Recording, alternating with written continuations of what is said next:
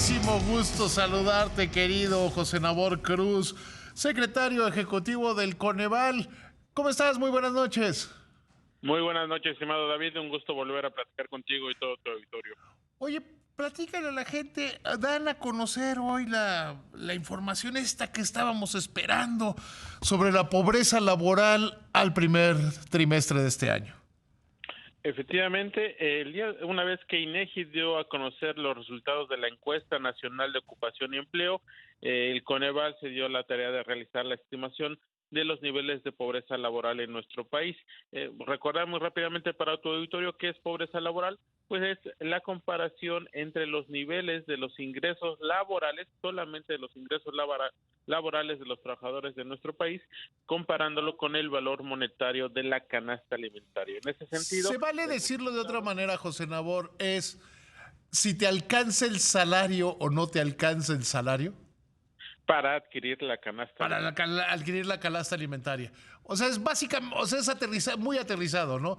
Si tienes que tener otro trabajo o no, o otro ingreso o no, para poder comprar la canasta alimentaria.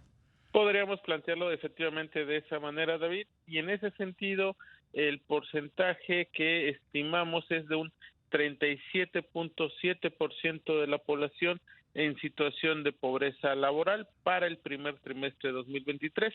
¿Es mucho o es poco? Bueno, si lo comparamos con el primer trimestre de hace un año, del 2022, en ese momento teníamos 38.8% de la población, es decir, disminuimos en términos anualizados un punto con una décima porcentual. Si lo comparamos con el trimestre inmediato anterior, que fue el cuarto trimestre de 2022, teníamos 38.5%, se disminuye alrededor de 8 décimas de punto porcentual para ubicarse en ese 37.7%. Estamos ya muy cerca de lo registrado previo al inicio de la pandemia. En ese momento, hace 3 años, en el primer trimestre de 2020, tuvimos una reducción pues muy fuerte de los términos de pobreza laboral, ubicándonos en un 36.6%, y si vemos toda la serie histórica que nos permite construir esta nueva edición de la NOE que ha levantado el INEGI de 2013 a 2023, ese 36.6% ha sido el nivel más bajo de pobreza laboral que hemos registrado en la última década. Entonces ya estamos muy cerca. De hecho, también me parece un dato revelador que publicamos también, es que cuando desagregamos por localidad, como lo sabes muy bien, David, tenemos las localidades urbanas, que son las de más de 100,000 habitantes. Ahí tenemos en promedio nacional un 34% de la población en situación de pobreza laboral, pero si lo vemos en localidades rurales, que son aquellas de menos de 2,500 habitantes, ahí, si bien es cierto, tenemos un 49.6% de la población rural en situación de pobreza laboral. Es la primera vez en esta serie de una década, 2013-2023, es la primera vez que tenemos registrado que menos del 50% de la población rural del país está en situación de pobreza laboral. De hecho, en 2013 tuvimos un pico cercano al 63% de la población, y a partir de ahí cíclicamente ha habido una reducción hasta este 49.6%. Entonces,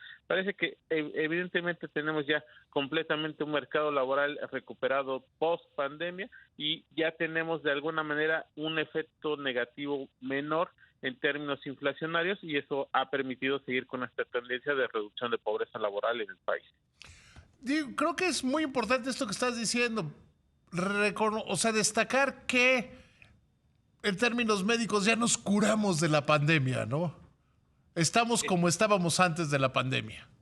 Prácticamente ya estamos. De hecho, en términos de ingreso laboral real, si vemos solamente ese indicador, ya estamos pues muy por encima de lo que teníamos previo del inicio de la pandemia. El dato muy puntual del ingreso laboral real per cápita en el primer trimestre de 2020 ascendió a un poco más de 2,750 pesos, ingreso laboral real per cápita. Ahora está ubicado para este primer trimestre de 2023 en 3,058 pesos. Es decir, tenemos niveles que no se habían registrado en toda esta década de ingreso laboral real per cápita, y eso habla evidentemente de cómo se ha combinado esta política de incremento del salario mínimo con obviamente también una buena recuperación del mercado laboral, y que aún con el efecto inflacionario del último último año, pues ha tenido un buen avance en términos reales el ingreso laboral en nuestro país.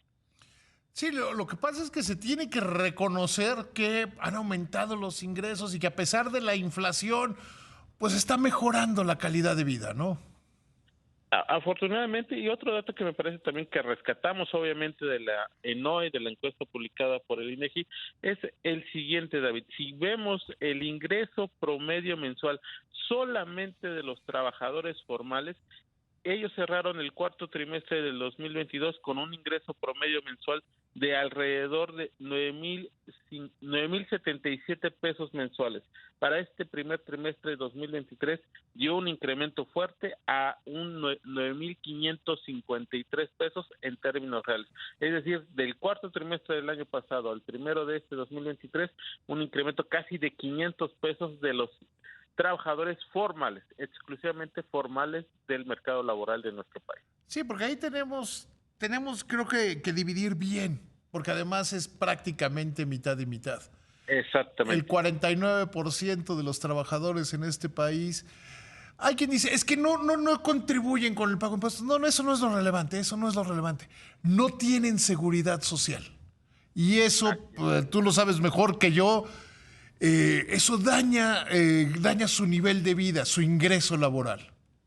Efectivamente, y justo una de las 6 carencias que ocupamos en Coneval para medir la pobreza con este enfoque multidimensional, pues nos da que de las 6 carencias, la que mayor porcentaje de población la reflejó en 2020 es justo la carencia a acceso a seguridad social, con alrededor del 56% de la población. Entonces, pues evidentemente la gran masa de trabajadores que aún se mantienen en la informalidad sin un esquema básico de protección social, pues es un elemento que limita una mayor reducción de pobreza multidimensional en el corto plazo de cualquier país. Obviamente en México, pues sí, tenemos desafortunadamente una evolución fuerte en la informalidad de décadas para atrás.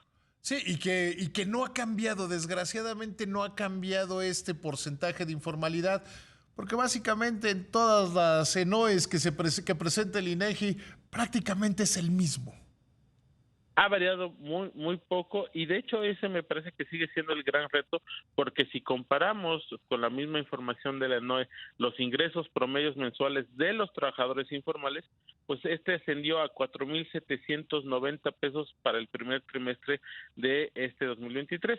Aumentó un poco más de 200 pesos si lo comparamos con el cuarto trimestre de 2022, pero la brecha entre ingreso informal 4,790 contra el ingreso formal 9,553 es prácticamente del doble. Entonces ahí también tenemos una problemática de que pues la masa de trabajadores informales prácticamente están ganando la mitad que la masa de trabajadores formales del país. José Nabor Cruz, te agradezco siempre. Para mí es un aprendizaje escucharte y sé que lo están haciendo muy bien en el Coneval. José Nabor, te mando un abrazo. Muchísimas gracias, muy buenas noches. Buenas noches.